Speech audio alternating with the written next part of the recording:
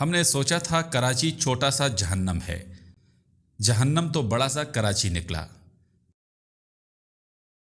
اپنے ہم عمر بڈھوں سے محض ہاتھ ملانے سے آدمی کی زندگی ہر مصافحے کے بعد 1 سال گھٹ جاتی ہے۔ گالی گنتی، سرگوشی اور گندا لطیفہ اپنی مادری زبان میں ہی مزہ دیتا ہے۔ ہارا ہوا مرغا کھانے سے آدمی اتنا بودا ہو جاتا ہے کہ حکومت کی ہر بات درست لگنے لگتی ہے۔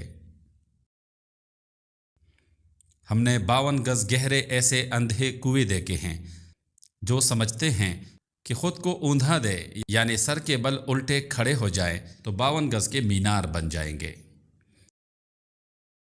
جس دن بچے کی جیب سے فضول چیزوں کے بجائے پیسے برآمد ہو تو سمجھ لینا چاہیے کہ اب اسے بے فکری کی نیند کبھی نصیب نہیں ہوگی۔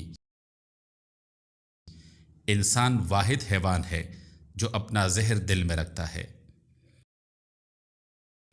جب آدمی کو یہ معلوم نہ ہو کہ اس کی نال کہاں گڑی ہے اور پرکھوں کی ہڈیاں کہاں دفن ہیں تو وہ منی پلانٹ کی طرح ہو جاتا ہے جو مٹی کے بغیر صرف بوتلوں میں پھلتا پھولتا ہے۔